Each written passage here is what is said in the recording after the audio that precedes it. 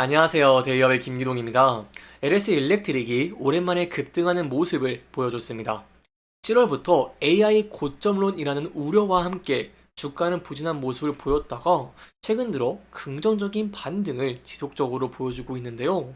그렇다면 과연 이번 반등을 시작으로 다시 한번 슈퍼사이클의 시작을 알릴 수가 있을까요? 그리고 AI 수혜주의 진면목을 보여줄 수 있을지까지 저와 함께 파헤쳐 보도록 하겠습니다. 저희가 중요한 내용들을 보기에 앞서서 올해 상반기에 대한 내용부터 먼저 살펴보고 그 이후에 중요한 전망들까지 살펴보도록 할 텐데요. 상반기를 한번 생각을 해보면은 인공지능 시장이 굉장히 커지고 이렇게 인공지능 시장이 커지다 보니까 이를 처리하기 위한 데이터 센터가 증가를 했죠. 그래서 이 데이터 센터 관련 전력 수요가 폭증을 했습니다. 이는 곧 전력기기 회사인 LS 일렉트릭의 수주의 증가로 이루어졌었죠. 특히 북미를 중심으로 AI 반도체라던가 데이터 센터의 투자 확대에 따라서 점차 수혜가 부각이 되는 상황이었습니다. 그로 인해서 7월까지 LS 일렉트릭 같은 경우에도 주가가 큰 폭으로 상승을 하게 됐죠. 하지만 이제 7월을 기점으로 AI 반도체의 대장주로 꼽히는 엔비디아의 주가 상승에 제동이 걸렸었습니다. 이는 곧 AI 투자 고점론이 시장에 많이 우려를 야기를 했기 때문이죠. 근데요, 이런 AI 고점론, 특히 모건 스탠리도 반도체의 겨울이 온다라고 주장을 하기도 했는데, 현재의 상황은 어떨까요? 현재는 두 가지 요인으로 인해서 이러한 면들이 굉장히 우려가 줄어든 상황입니다.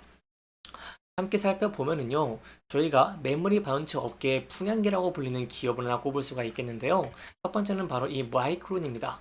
마이크론 같은 경우에는 이번에 6월부터 8월까지 실적 발표를 했는데 이 깜짝 실적을 발표를 하기도 했고, 여기에 더해서 다음 분기에는 시장의 가이던스를 훨씬 상회하는 낙관적인 전망을 밝히기도 했습니다. 그리고 국내 기업에 있어서는 SK하이닉스 같은 경우에도 HBM3E 12단 신제품 양산을 발표를 하기도 했죠. 그리고 여기에 추가적으로 신뢰성을 부각하는 요인 중에 하나가 바로 엔비디아에 관련된 내용입니다.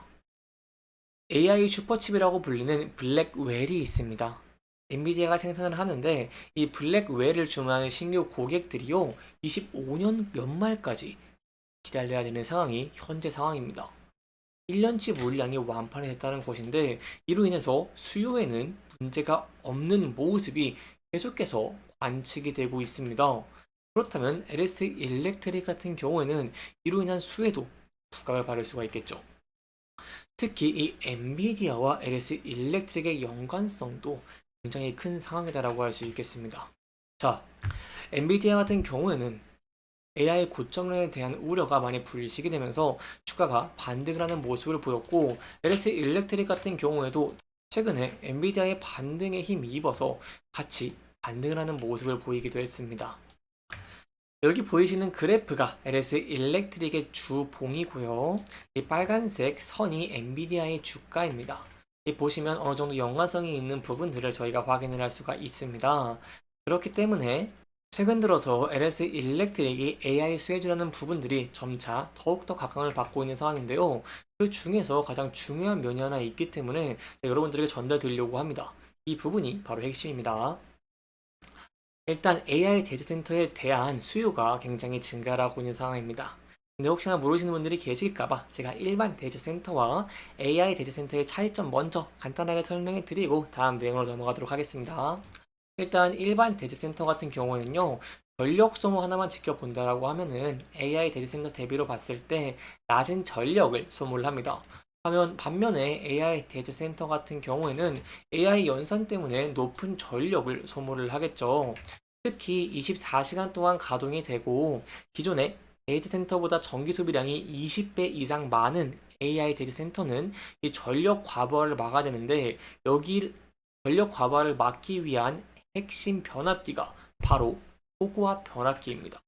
초고압 변압기 많이 들어보셨죠? 바로 LS 일렉트릭이 굉장히 큰 강점을 가지고 있는 것 중에 하나가 바로 이 초고압 변압기가 있다라고 볼 수 있겠는데요.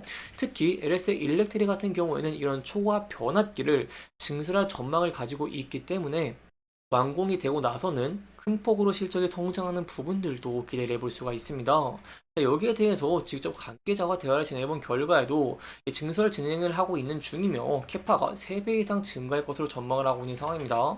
현재 1,800억에서 7천억까지 증가가 기대가 되고 이 시점도 긴 시점이 아닙니다. 내년 10월 달에 모두 완료가 될 예정이기 때문에 여기에 대한 기대감이 굉장히 큰 상황이다라고 할 수 있겠죠. 특히 이 AI 데이터 센터 폭발적으로 성장하는 부분들은 이제 LS 일렉트릭의 사장님이 이제 공언을 하기도 했는데요. 함께 살펴보도록 하겠습니다. 이 AI 기능을 적용한 데이터 센터는요, 최대 30배 이상의 전기를 많이 사용을 한다. 또한 올해 100여 개인 AI용 데이터 센터는 2030년까지 400개까지 4배나 증가할 것으로 바라보고 있는 상황이고요. 그렇기 때문에 이러한 AI 데이터 센터가 늘어날수록 전력 시장도 급성장하면서 슈퍼 사이클이 시작되는 부분들도 기대를 해볼 수 있는 포인트 중에 하나다라고 볼 수 있겠습니다. 좀 더 세부적인 수치로 보면은 21년 685조 원 시장의 전력 배전 시장 규모가 2030년에 1143조 원을 넘어서는 부분들도 기대를 해볼 수 있다는 내용들 꼭 염두에 두셨으면 좋을 것 같습니다.